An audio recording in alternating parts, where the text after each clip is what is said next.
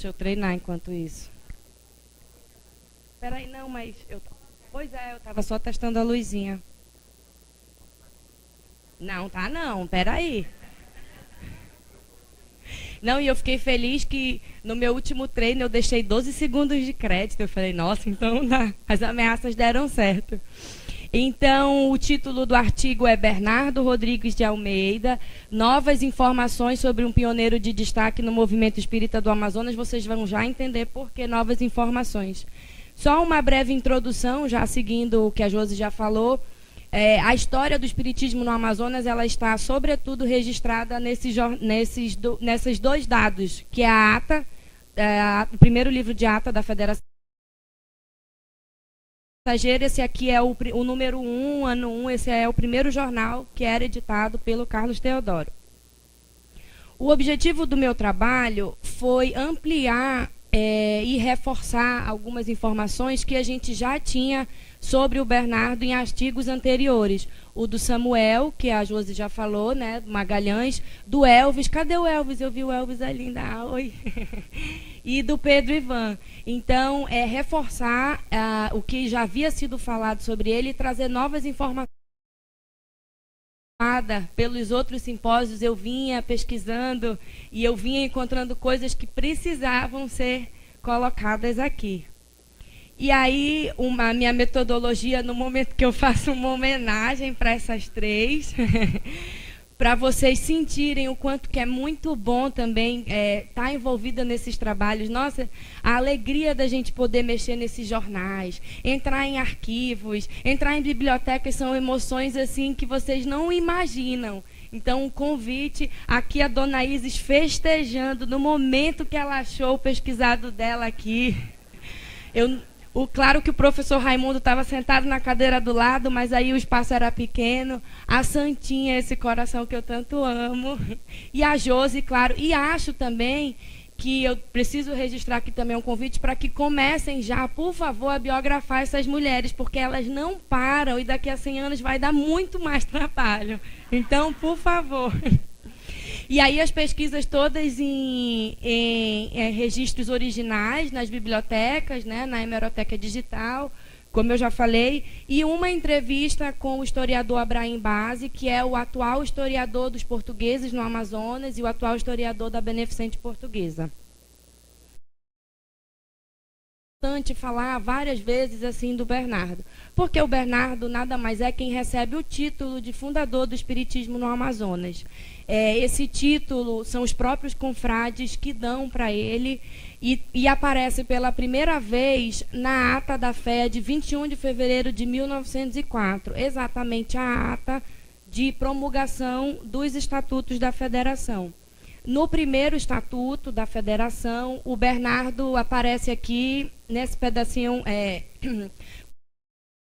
gratidão ao espírito que se chamou Bernardo Rodrigues de Almeida, fundador do espiritismo neste estado, escolheu o dia de hoje, terceiro aniversário de sua desencarnação, para aprovar em terceira discussão e promulgar os presentes estatutos. Essa homenagem ganhou um artigo único chamado Disposição Transitória, exatamente homenageando o Bernardo. E eu preciso falar do muito gratificante para mim, porque analisar o tanto que ele fez enquanto esteve aqui em Manaus é uma lição de vida, sobretudo para nós que queremos avançar no caminho do bem. E os primeiros relatos que a gente sabe sobre ele, eles surgem nessa ata aqui, que está lá detalhadinha no artigo para vocês lerem. É a ata do ano de 1905, do dia 21 de fevereiro, onde o Antônio Ulisses de Lucena Cascais e o Antônio José Barbosa fazem, numa reunião comemorativa, uma descrição, um relato sobre a atuação do Bernardo, um resumo da vida do Bernardo. E aí, inicial para a busca das informações e das novas, foi essa ata aqui. E aí, o que eu fiz? Eu peguei as informações que já tinham, do Magalhães, do Elvis, do Ivan, e fiz uma tabela comparativa. comparando todas as informações que já tinham e acrescentando novas. E a primeira que eu preciso falar é que Bernardo Rodrigues de Almeida também é Bernardo Roiz de Almeida e Bernardo Rodrigues da Almeida. A hipótese aqui é que eram abreviaturas corriqueiras que utilizavam na época. E inédito até agora é a assinatura de punho que foi encontrada na ata da Beneficente Portuguesa, onde ele assinava Roiz. Ai, vamos voltar aqui porque vale a pena. E aí, olha quem eu encontrei embaixo, José Machado, vocês acreditam? Tudo bem que é José Maria, mas quando eu vi eu falei, não acredito, Zé já aqui. Aqui também o meu agradecimento ao Zé que eu tanto amo. E aí ele nasceu em 1840, também de uma interpretação da notícia de quando ele desencarnou. Só que ele desencarnou no dia 20 de fevereiro e não no dia 21, como comumente estabelecido e comemorado. Só que foi no dia 20 de fevereiro, às 11 horas da noite, talvez em função da data do sepultamento, a comemoração no dia 21 de fevereiro.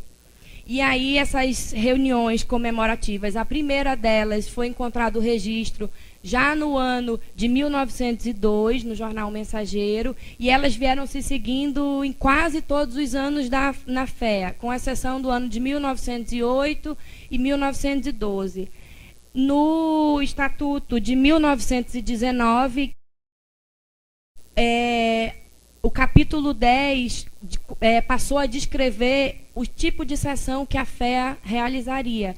E dentro dessas sessões estão as sessões comemorativas. E uma delas é em homenagem ao desencarne do Bernardo e a outra é do Leonardo Malcher. Esse aqui é o Mensageiro, que fala longamente sobre a morte do Bernardo, onde os confrades escreveram, e ele foi enterrado em Manaus e teve a pedra da sepultura dele doada pelo Leonardo Malcher. Isso está na ata também. Não encontrei a sepultura ainda, que eu ainda vou continuar vendo seu encontro. A chegada no Brasil, não consegui achar de fato um ano preciso, não foi encontrada informações, mas um dado novo de que ele passou por Belém antes de vir para Manaus, para onde ele veio em 1870. Nesse artigo, e são outros jornais também que falam isso, da passagem dele lá, a gente encontra ele sendo despachado para Manaus junto de outras pessoas. Familiares. Não sabemos se ele formou família, não sabemos se ele tinha familiares portugueses aqui, porém, no jornal Mensageiro foi encontrado agora um pequeno artigo, uma pequena notícia que fala em agradecimento aos que compareceram no velório e sepultamento dele, o registro de familiares. Então, a hipótese é de que ele tinha família aqui, apesar de não sabermos quem são. Ele morou na Joaquim Nabuco, que na época era 7 de dezembro, e a relojoaria dele, que eu vou já falar, era na José Paranaguá, esquina com a Joaquim Nabuco. Como que isso está provado?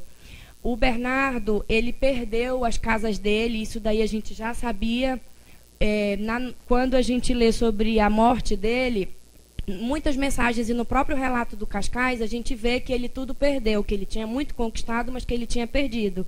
Então, foi um processo cível que ficou durante muito tempo, e no final ele teve a perda dessas duas propriedades, que uma é situada na rua 7 de dezembro, que é, como eu falei, né, a Joaquim Nabuco, número 68, com uma porta e 3 janelas de frente para a dita rua, sala de visitas, alcova, varanda, puxada e cozinha em terreno próprio.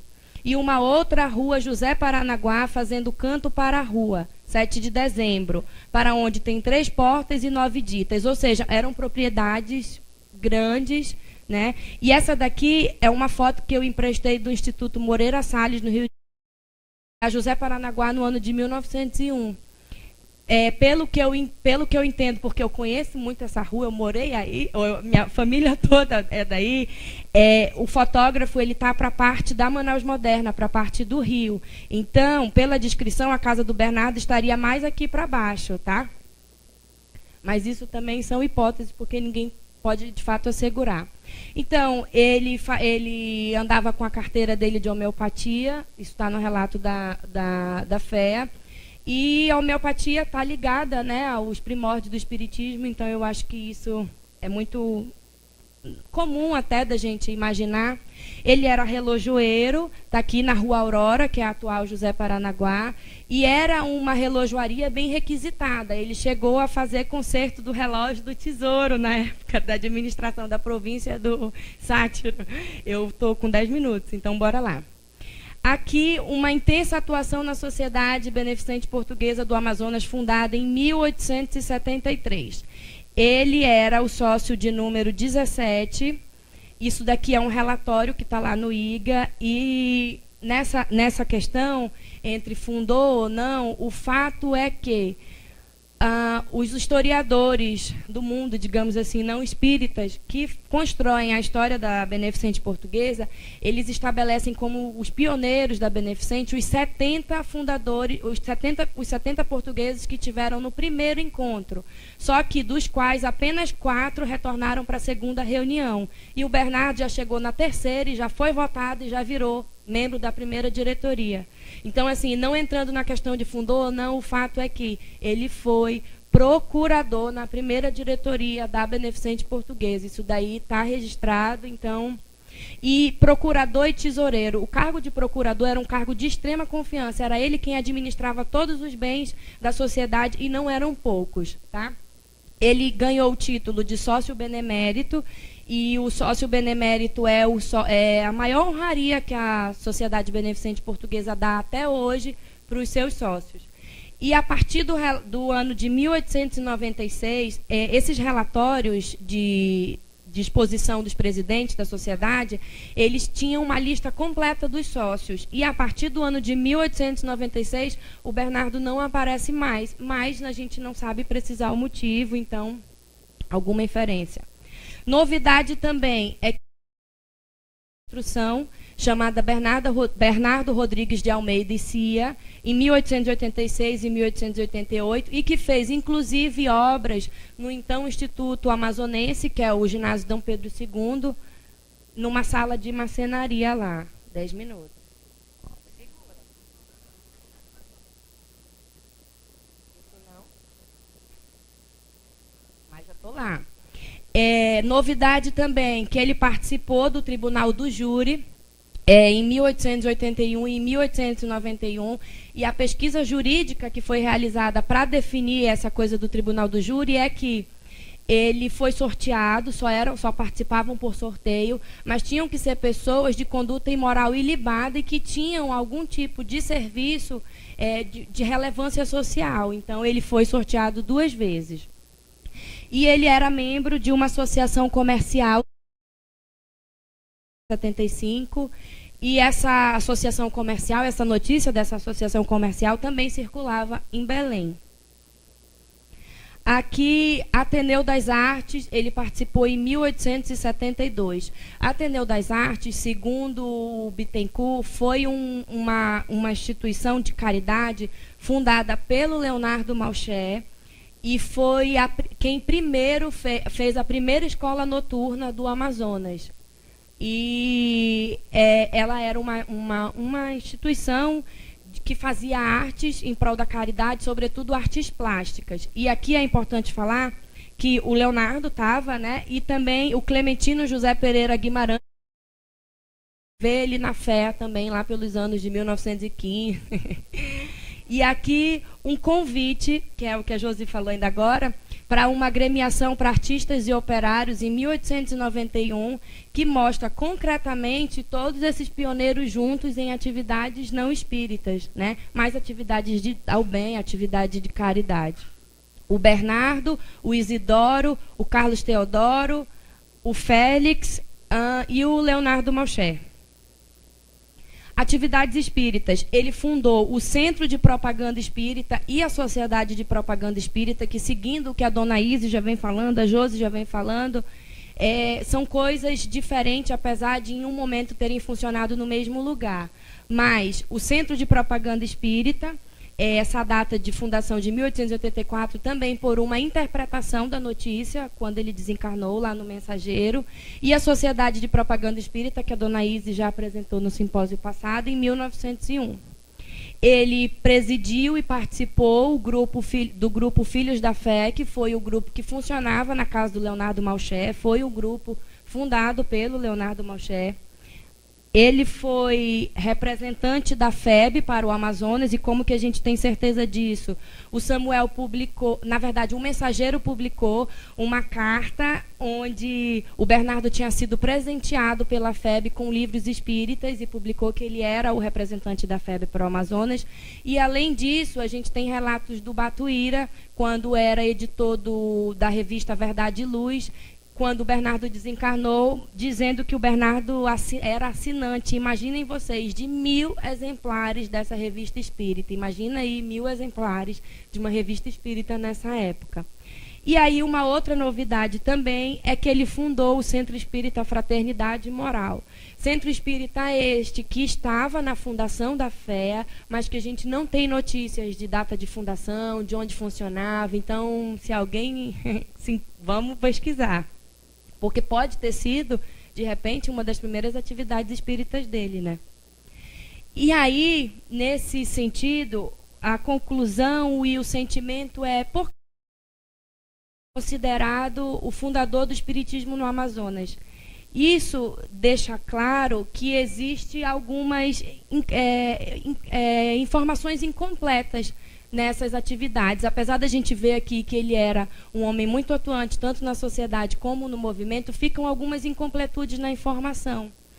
E a pergunta de qual teria sido a primeira atividade espírita dele. Mas o que fica muito claro é que ele não só semeou, mas ele também viveu aquilo de uma forma muito nobre e muito humilde. Ele é chamado também pelos companheiros como um mestre querido, né? Então, ele não semeou, mas sim continuou ativo no trabalho que ele tanto se dedicou e que provavelmente era a missão dele. Porque está claro para a gente que o Bernardo é um espírito de grande elevação moral. Ele se manifestou apenas 12 dias depois do desencarne dele, e até hoje vem se manifestando, nos encorajando, nos dando lições. Então, isso fica claro que ele viveu aquilo tudo. E, além dessa sensação, tem também um dado novo que eu achei do Carlos Teodoro, falando sobre o desembargador Manuel José de Oliveira Miranda. Quando esse desembargador desencarnou, o Carlos Teodoro, agradecendo e elogiando esse nobre espírito, ele dizia que muito mais ele poderia ter se adiantado se ele tivesse continuado ao lado do Bernardo no início da propaganda espírita. Então, isso prova que, de fato, o Bernardo teve no início, teve no meio e teve no fim, e está até hoje. Fim que eu digo, né, da vida material dele. E aí, não tem foto dele mesmo. Dessa vez, eu pedi até para entrar no porão da Beneficente Portuguesa atrás de foto, mas realmente não tem. E aí, só para a gente se alegrar, eu trouxe isso aqui, que é a urna de votação da diretoria da Beneficente Portuguesa, que foi votado nela, aquela, né? E é usada até hoje. E está lá no museu. E aí, para terminar, eu só queria ler um pedacinho da mensagem que o Malcher publicou no jornal quando o Bernardo morreu, que diz assim: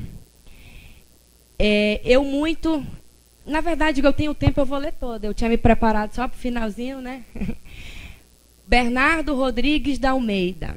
Como irmão, companheiro e amigo de longa data, eu não posso tornar-me indiferente à tua ausência.